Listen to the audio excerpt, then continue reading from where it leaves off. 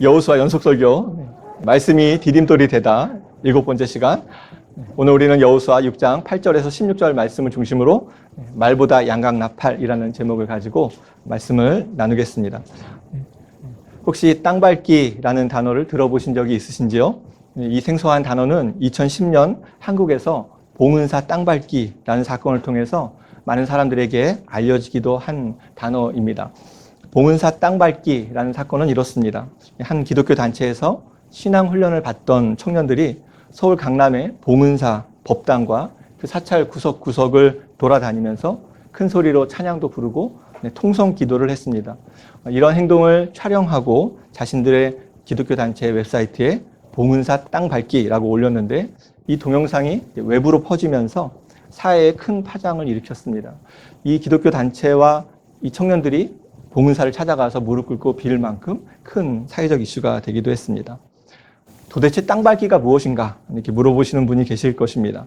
땅밟기는 사실 오래전부터 교회와 선교단체에서 해오던 기도의 한 모습이고 또 영적 전쟁을 위한 중요한 방법으로 여겨오기도 했습니다. 제가 신학교 다닐 때 속해 있던 선교단체에서도 이 땅밟기를 영적 전쟁의 한 방법이라고 가르쳤고 학기가 시작될 때마다 학교 캠퍼스 곳곳을 돌아다니며 땅밟기를 하고 기도를 한 기억도 있습니다. 학교 캠퍼스를 발로 밟으며 학교가 더욱 거룩해지기를 기도한 것입니다. 봉은사 땅밟기 사건 이후 많이 줄었지만 여전히 교회나 선교단체에서 비전 트립, 단기 선교를 가면 선교지 곳곳을 돌아다니며 기도하는 땅밟기를 하곤 합니다. 영적 전쟁의 한 방법이라고 하는 이 땅밟기는 도대체 성경 어디를 근거로 한 것인가 궁금하실 것입니다. 땅 밟기를 영적 전쟁의 방법으로 주장하는 분들이 말하는 성경의 근거는 바로 오늘 우리가 읽는 여호수아 6장에 기록된 여리고성을 정복하는 사건입니다.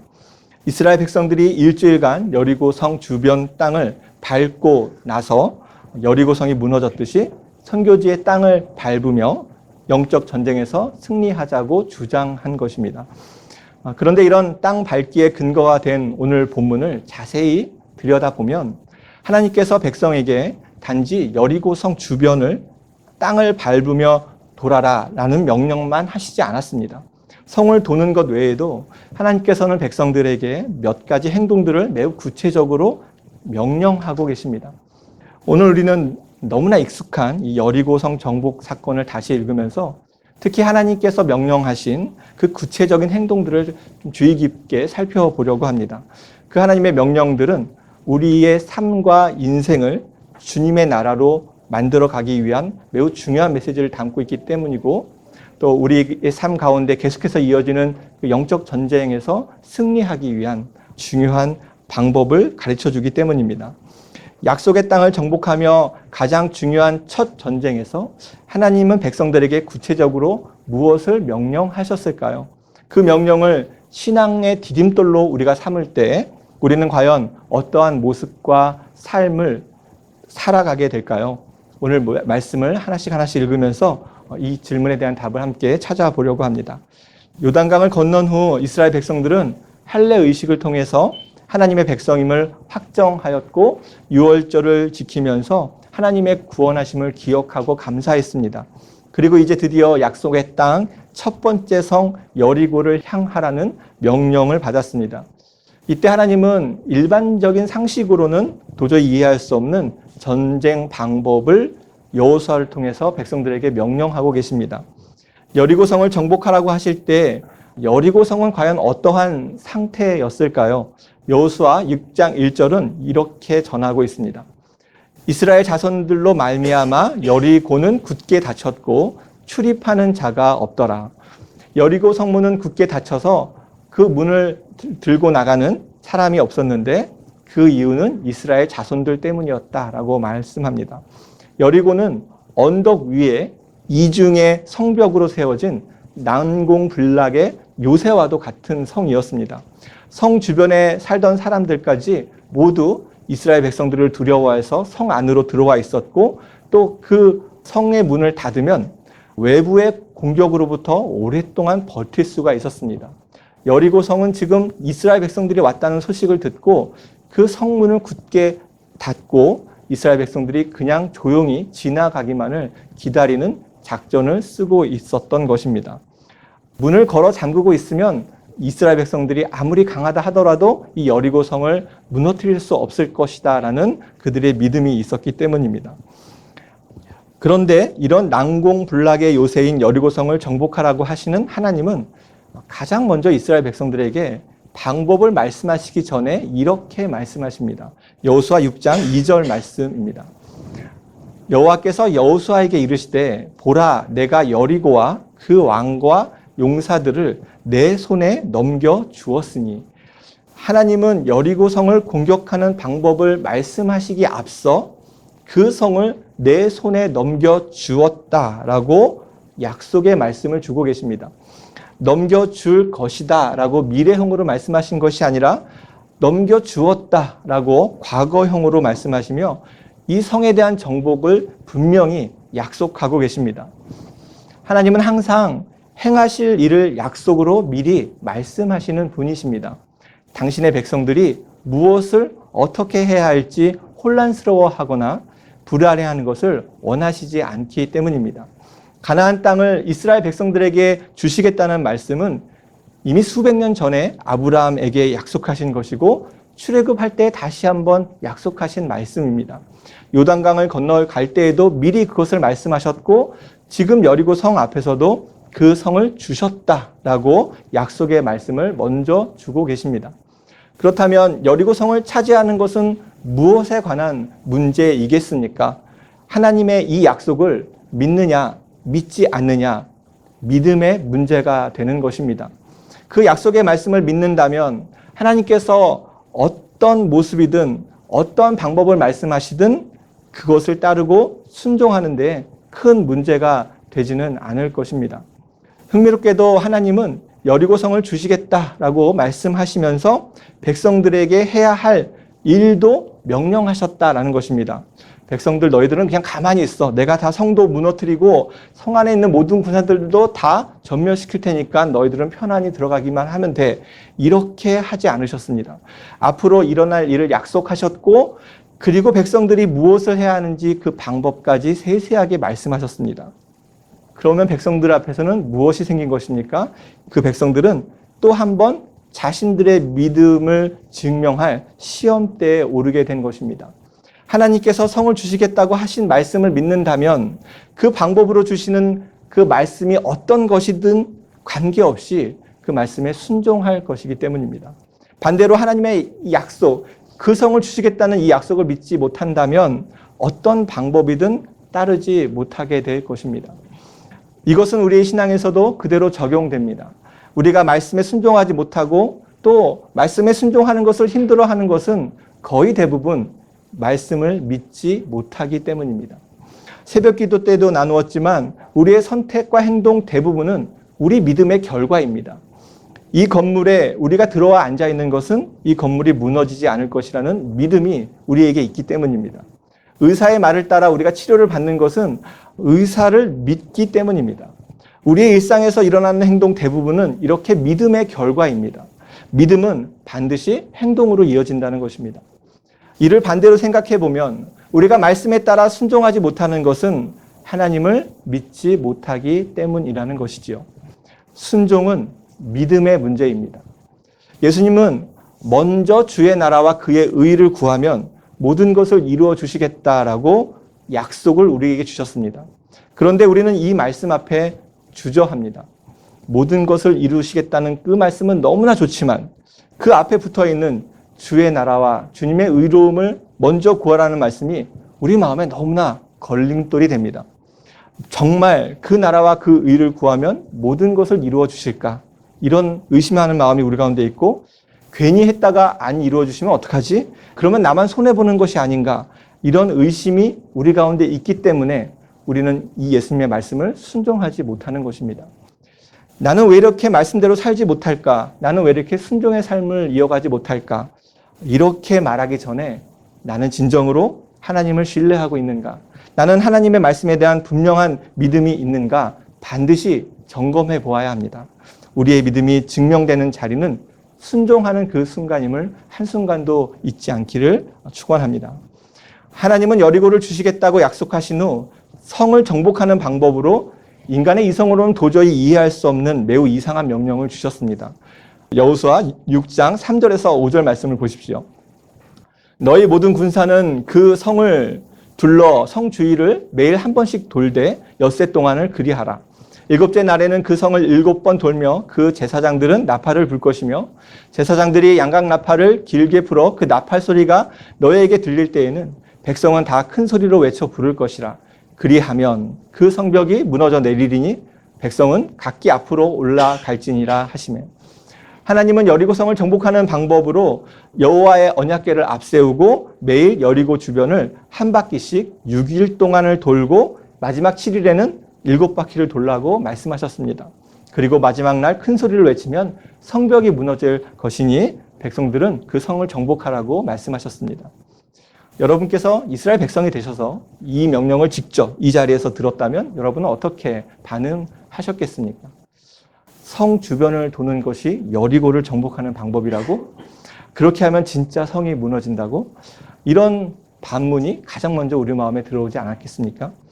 아직 문은 굳게 닫혀 있고 당당하게 서 있는 성을 주셨다는 그 약속의 말씀도 믿는 일이 어려운데, 사람의 머리로는 계산이 서지 않는 방법을, 그 성을 점령하는 방법으로 주신 하나님을 믿는 것은 우리 가운데 그렇게 말처럼 쉬운 것은 아닙니다. 이성적으로는 이해되지 않는 명령을 주시며 하나님은 순식간에 이스라엘을 믿음의 자리로 이끌고 가셨습니다. 놀라운 것은 이스라엘 백성들의 반응입니다. 여리고성을 돌라고 하신 명령을 주신 첫날의 모습을 주의 깊게 한번 살펴보십시오. 오늘 본문 8절과 9절 말씀입니다. 여호수아가 백성에게 이르기를 마침에 제사장 7은 양각 나팔 7을 잡고 여호와 앞에서 나아가며 나팔을 불고 여호와의 언약궤는 그 뒤를 따르며 그 무장한 자들은 나팔 부는 제사장들 앞에서 행진하고 후군은 궤 뒤를 따르고 제사장들은 나팔을 불며 행진하더라. 하나님의 이상한 명령을 받은 여호수아는 그대로 백성들에게 전했습니다. 그러자 이스라엘 백성들은 그 말씀 그대로 제사장 7이 양각 나팔 7을 잡고 여호와께 앞에서 그 나팔을 불었습니다. 그리고 무장한 군사는 나팔을 부는 제사장 앞과 언약궤 뒤를 따라서 행진하였습니다. 하나님의 명령을 그대로 백성들이 따라서 순종한 것입니다. 그들이 좀비처럼 아무런 생각이 없어서 이렇게 행동했겠습니까? 이성적인 사고가 마비된 상태여서 이렇겠습니까? 그렇지 않습니다. 다만 하나님이 주신 이상한 명령 앞에서 하나님을 신뢰하는 믿음이 더 컸기 때문에 그 말씀을 그대로 순종할 수 있었던 것입니다. 백성들이 여리고성을 돌 때 그 중심에는 여호와의 언약궤가 위치하였습니다. 우리는 요단강을 건널 때 여호와의 언약궤가 어떠한 의미인지 확인해 보았습니다. 언약궤는 단순히 십계명이 쓰여진 돌판을 넣은 상자가 아니었습니다. 하나님께서 이 백성들과 함께 하신다는 증거였습니다. 이런 의미로 8절에 양각 나팔을 잡은 제사장이 언약궤 앞에 섰다고 하지 않고 여호와 앞에서 나아갔다라고 기록하고 있습니다. 여호와의 언약궤는 하나님이 그들과 함께 하신다는 것을 드러내는 말씀입니다. 또한 백성들과 함께하는 하나님 앞에서 제사장들은 양각 나팔을 불어야 했습니다. 양각 나팔은 말 그대로 순양의 뿔로 만든 나팔입니다. 히브리어로 쇼페르라는 단어가 사용되는데 구약에서 이 쇼페르는 모두 72번이 사용되었습니다. 그런데 여호수아 6장에서만 무려 14번이 사용되고 있습니다.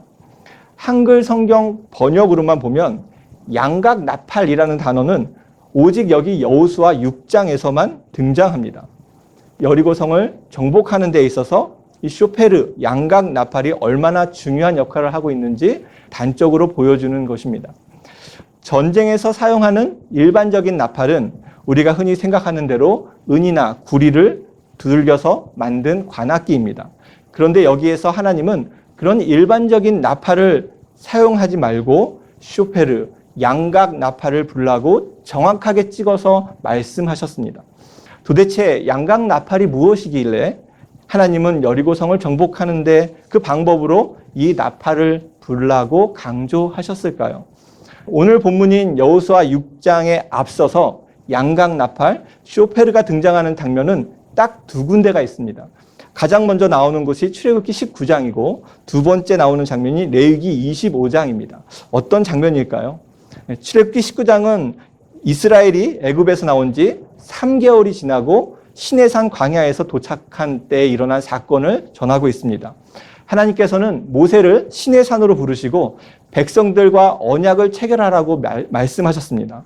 하나님은 이스라엘 백성들만의 하나님이 되고 이스라엘은 하나님만을 섬기겠다라는 그 언약식을 시내산에서 체결하기로 하신 것입니다. 모세는 이스라엘 백성들에게 자기 옷을 빨고 거룩하게 하나님과의 이 중요한 언약식을 준비하라고 명령하였습니다. 그렇게 3일이 지나자 이러한 일이 일어났습니다. 출애굽기 19장 16절에서 19절 말씀입니다. 셋째 날 아침에 우레와 번개와 빽빽한 구름이 산 위에 있고 나팔 소리가 매우 크게 들리니 진중에 있는 모든 백성이 다 떨더라. 모세가 하나님을 맞으려고 백성을 거느리고 진에서 나오매 그들이 산 기슭에 서 있는데 시내산의 연기가 자욱하니 여호와께서 불 가운데서 거기 강림하심이라. 그 연기가 옹기 가마 연기같이 떠오르고 온 산에 크게 진동하며 나팔 소리가 점점 커질 때에 모세가 말한즉 하나님이 음성으로 대답하시더라. 이스라엘 백성 전체 앞에서 하나님께서 음성으로 나타나시기 직전 엄청난 크기의 나팔 소리가 들렸습니다. 여기 사용된 이 나팔 소리가 쇼페르 양각 나팔입니다. 그런데 백성들은 불지 않은 양각 나팔 소리가 어디서 들린 것이겠습니까? 하늘에서 들려온 것이겠죠. 그러니까 양각 나팔은 하나님의 등장을 알리는 소리였고 하나님의 임재를 나타내는 악기였던 것입니다. 이 양각 나팔을 부는 것은 단순히 전쟁을 선포하는 일반 나팔과는 전혀 다른 의미였다라는 것입니다. 하나님께서는 여리고성을 돌면서 양각 나팔을 불라고 하신 것은 그곳에 전쟁이 일어나겠다라는 것을 선언하시는 것이 아니라 하나님께서 그곳에 임재하시겠다. 하나님께서 이 백성들 가운데 함께 하시겠다. 이것을 드러내는 의미였습니다. 하나님의 임재하심을 선포하는 나팔이 바로 양각 나팔이었습니다. 양각 나팔이 등장하는 또 다른 성경은 레위기 25장입니다. 여기에는 특별히 하나님께서 이 나팔을 백성들이 언제 불어야 하는지 그 때를 정해 주셨습니다. 레위기 25장 9절과 10절 말씀을 보십시오. 일곱째 달 열흘날은 속죄일이니 너는 뿔나팔 소리를 내되 전국에서 뿔나팔을 크게 불지며 너희는 50년째 해를 거룩하게 하여 그 땅에 있는 모든 주민을 위하여 자유를 공포하라. 이 해는 너희에게 희년이니 너희는 각각 자기의 소유지로 돌아가며 각각 자기의 가족에게로 돌아갈지며. 하나님께서는 이스라엘 백성에게 매 50년째 해를 희년이라고 정해 주셨고 특별한 명령을 희년해 주셨는데 이 희년을 선포할 때 부는 나팔이 바로 뿔나팔, 양각 나팔, 쇼페르였습니다. 희년은 말 그대로 기쁜 해를 의미합니다. 모두가 다 기쁨을 누리는 해라는 의미인데 그 이유는 레위기 25장에서 말씀처럼 자유가 선언되기 때문이었습니다. 희년에는 어떠한 자유가 선언되었기에 모두가 다 기쁨을 누리게 되었을까요? 하나님께서는 이스라엘 백성에게 가나안 땅을 허락하시면서 12지파마다 그 땅의 경계선을 정확하게 나누어 주셨습니다. 그러니까 내가 원하는 땅 아무 데서나 살 수 있는 것이 아니라 지파마다 정해준 땅이 분배되었고 또 자기 가문에게 주어진 땅이 특별히 주어졌습니다. 그러니까 박씨 가문, 김씨 가문, 이씨 가문마다 처음 가나안 땅에 들어가면서 너의 가문은 이 땅이 너의 것이야 라고 다 나누어 주셨다라는 것입니다. 하지만 지금 우리도 마찬가지지만 살아가다 보면 급하게 빚을 져야 할 때가 있습니다. 그 빚을 질 때 보증할 재산이 없으면 상속받은 땅을 담보로 잡혀야 했습니다. 그리고 빚을 갚지 못하면 그 땅을 포기해야 했고 그래도 빚을 못 갚으면 노예가 되어야 했습니다. 그런데 하나님은 매 50년째 되는 희년이 되면 그 저당 잡힌 땅은 원래 소유주에게 돌려주라고 말씀하셨고 노예가 된 자들은 다 노예에서 해방되어 가족에게 돌아가라고 명령하셨습니다. 잃었던 땅을 되돌려받고 노예에서 해방되어 가족을 만나는 해였기에 희년은 기쁨의 해가 된 것입니다. 지금 우리의 경제 시스템으로는 도저히 이해가 되지 않지만 하나님은 돈 때문에 사람이 노예가 되고 가문의 땅이 사라져서 삶의 터전을 잃어버리는 일이 하나님의 나라에서는 일어나서는 안 된다라고 생각하셨습니다. 재산보다 사람이 더 중요한 나라, 재물에 의해 사람이 희생되지 않는 그런 나라가 이스라엘 백성들을 통해서 이 약속의 땅에 세워지기를 하나님은 원하셨던 것입니다. 하지만 50년마다 찾아오는 이 희년이 진정한 기쁨의 해가 되기 위해서는 한 가지 조건이 충족되어야 했습니다. 빚을 내준 사람이 기쁨으로 기꺼이 저당 잡고 있던 땅을 원래 소유주에게 돌려주어야 하는 것이고, 노예였던 자를 기쁨으로 해방시켜 주어야 하는 조건이었습니다. 그것은 하나님 말씀에 따른 순종이 없다면 불가능한 일이었습니다. 우리나 그때나 모든 사람은 소유에 대한 욕심이 있지 않겠습니까? 그 욕심을 말씀에 따라서 내려놓고 순종해야만 희년, 모든 사람이 기쁨을 누리는 참된 해가 될 수 있었습니다. 하나님의 나라는 이렇게 순종에 의해 세워지고 지켜갈 수 있었던 것입니다. 하나님의 말씀 앞에 모두가 다 순종하며 모두가 기쁨과 자유를 누리는 50년째 해가 바로 희년이었고, 그 희년을 알리는 소리가 양강나팔 쇼페르였던 것입니다. 그러니까 양강나팔은 기쁨의 소리였고 자유의 상징이었고 순종의 소리였습니다. 그렇다면 가나안 땅의 첫 번째 성인 여리고 성을 정복하며 양강나팔을 불라고 하신 이유가 무엇입니까? 무엇보다 가나안 땅에 희년을 선포하는 것임을 알게 됩니다. 죄와 우상 숭배, 전쟁과 갈등이 가득한 그 가나안 땅에 말씀에 순종하는 하나님의 백성을 통해서 모든 죄에서 해방되고 기쁨과 자유가 주어졌음을 모든 사람들이 알 수 있도록 소리를 높여 외치는 것, 그 선언이 바로 양강나팔을 불라는 의미였습니다. 양강나팔을 불라는 의미는 이처럼 하나님께서 그 땅에 임재하시는 것을 상징하는 것이고, 기쁨과 자유가 넘치는 하나님의 나라가 세워진다는 것을 의미했습니다. 여리고 성을 돌면서 언약궤 앞에서 제사장들이 양강나팔을 불며 이스라엘 백성들은 그저 여리고라는 한 성을 정복하는, 한 땅을 차지하는 것이 아니라 그 땅에 하나님의 임재하심과 하나님의 나라가 세워짐을 선포하는 일을 한 것입니다. 이렇게 양강나팔을 불라는 명령과 더불어 이스라엘 백성들에게는 한 가지 중요한 명령이 더해졌습니다. 오늘 본문 10절과 11절 말씀을 보십시오. 여호수아가 백성에게 명령하여 이르되 너희는 외치지 말며 너희 음성을 들리게 하지 말며 너희 입에서 아무 말도 내지 말라. 그리하다가 내가 너희에게 명령하여 외치라 하는 날에 외칠지니라 하고, 여호와의 궤가 그 성을 한번 돌게 하고 그들이 진영으로 돌아와서 진영에서 자니라. 백성들에게는 아무런 말을 하지 말라는 명령이 더해졌습니다.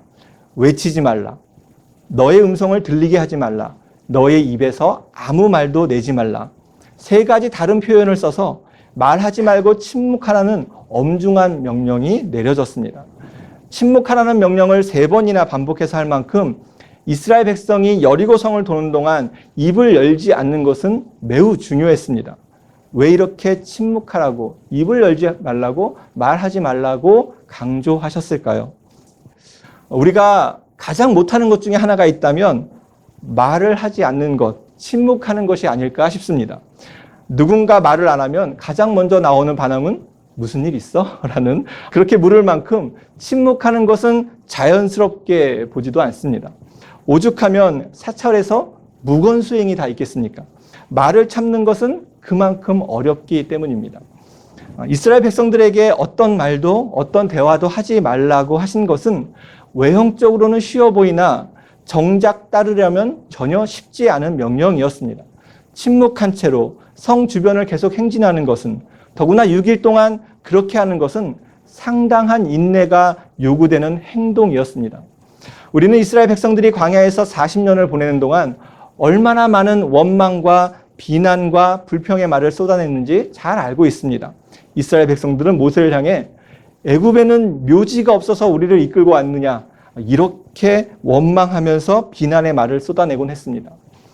조금의 불편이 있을 때마다, 자신들의 상황이 이해되지 않을 때마다, 가나안 정탐 후에 두려움으로 인해서 자신들이 메뚜기로 보일 때는 더욱더 원망과 비난과 불평의 말을 여김없이 조금도 참지 못하고 쏟아냈습니다. 이런 말들을 쏟아내는 이유는 그들 가운데 계신 하나님을 조금도 인정하지 않았기 때문입니다. 하나님께서는 분명히 그들 가운데 말씀으로 그 땅을 주시겠다라고 약속하셨지만 그 약속을 불신하였기 때문에 그들의 입에서는 끊임없이 불평하고 원망하고 비난하는 말이 쏟아져 나온 것입니다. 다른 말로 하면 그들의 불평과 원망과 비난의 말은 하나님을 향한 것이었고 하나님을 믿지 못해서 나온 말이었습니다. 하나님께서 행하시는 일들이 자신의 머리로는 이해되지 않거나 인정할 수 없기에 그들은 끊임없이 말을 한 것입니다. 만약 말하지 말라는 명령이 없었다면 여리고 성을 돌라는 명령을 따르면서 이스라엘 백성들은 어떠한 일들을 했을까요? 이들은 분명히 왜 우리가 이러한 이해할 수 없는 짓을 하고 있어야 하는지 불평의 말을 쏟아내기 시작했을 것입니다. 또한 그들의 머리 위로 우뚝 서 있는 여리고 성 안에서 무엇인가 움직이는 것을 보기라도 하면 혹시 여리고성 군인들이 자신들을 향해서 화살이라도 쏘는 것이 아닌가, 돌이라도 던지는 것이 아닌가, 이러한 두려움에 소리를 질렀을 것입니다. 그리고 급기야 이런 이상한 행진을 명령한 여호수아는 물론 하나님을 향해서 불신과 원망의 말을 쏟아냈을 것입니다. 사람의 말은 전염병과 같아서 이렇게 누군가가 이상한 소리를 한번 내면 그 말은 쉽게 사람들에게 전파됩니다. 누군가가 원망, 불평, 불신의 말을 했다면 그 말로 인해 이스라엘은 여리고성을 돌지 못하고 말았을 것입니다.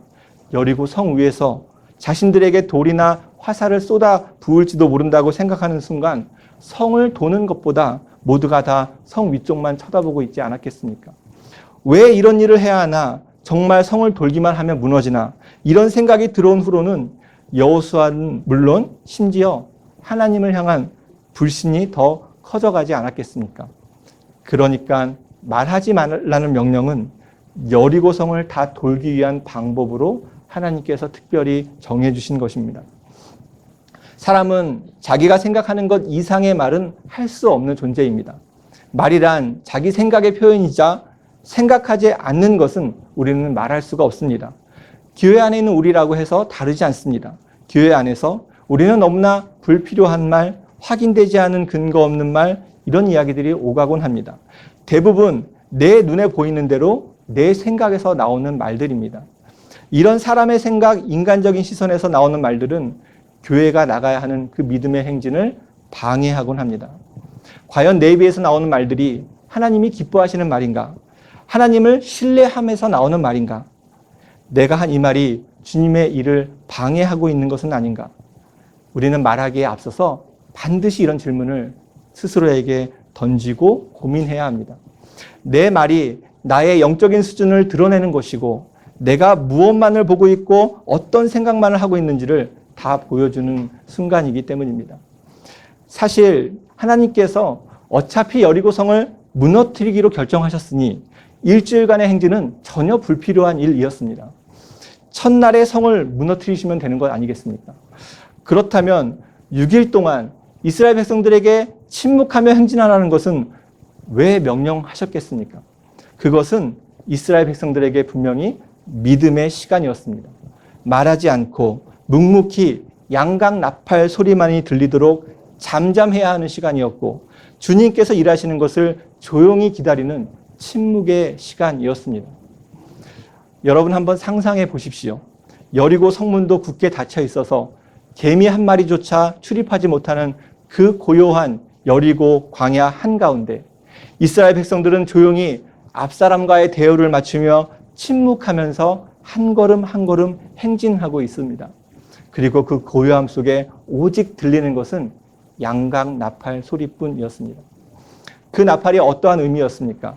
하나님께서 그곳에 계심을 드러내는 소리였고 그로 인해서 기쁨을 누리라는 희년의 소리였습니다. 그 하나님의 임재만이 하늘의 기쁨만이 더 크게 울려 퍼지도록 백성들은 조용히 더 조용히 양각 나팔 소리를 듣고 따라가야 했습니다. 그 침묵의 행진은 하나님을 향한 경외함과 신뢰함 그리고 순종이 있을 때에만 가능한 일이었습니다.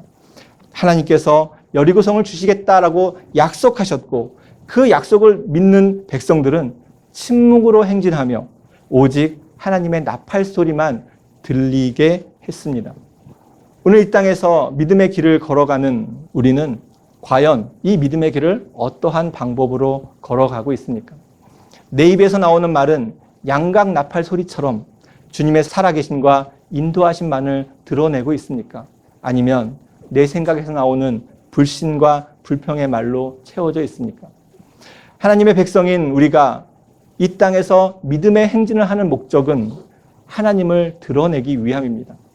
하나님은 당신의 살아계심과 일하심을 드러내기 위해 우리를 주님의 백성으로 부르셨고, 주의 백성의 입을 통해서 사람의 생각이 아니라 하나님의 뜻만이 드러나기를 지금도 우리 가운데 원하고 계십니다. 야고보서 3장 10절과 11절은 이렇게 말씀하고 있습니다. 9절에서 10절 말씀을 이렇게 말씀하고 있습니다. 이것으로 우리가 주 아버지를 찬송하고 또 이것으로 하나님의 형상대로 지음을 받은 사람을 저주하나니 한 입에서 찬송과 저주가 나오는도다. 내 형제들아 이것이 마땅하지 아니하니라. 샘이 한 구멍으로 어찌 단물과 쓴물을 내겠느냐. 우리가 말하는 능력을 주신 것은 오직 하나님을 찬송하기 위함입니다. 샘물이 한 구멍으로 단물과 쓴물을 낼 수 없듯이 우리가 주의 백성이라면 불신과 원망과 불평의 말이 아닌 하나님을 찬송하는 나팔 소리만 흘러나와야 합니다. 그리고 하나님을 드러내는 찬송을 통해 하나님께서 일하고 계심을 믿는다면 그 믿음은 묵묵히 인내하며 하나님의 선하신 역사가 일어날 때까지 기다릴 수 있을 것입니다. 그 인내의 시간은 나에게 불필요한 시간이 아니라 하나님의 존재가 내 안에 그리고 내 삶에 더욱 진해지는 시간이고 하나님이 더욱 높아지는 시간입니다. 믿음의 길을 걸어가며 우리의 입에서는 하나님의 임재하심만이 흘러나오기를 축원합니다. 그런 우리를 하나님께서 기뻐하셔서 여리고 성을 무너뜨린 하나님께서 우리의 삶 속에 크고 놀라운 일들을 행하시기를 주님의 이름으로 축원합니다.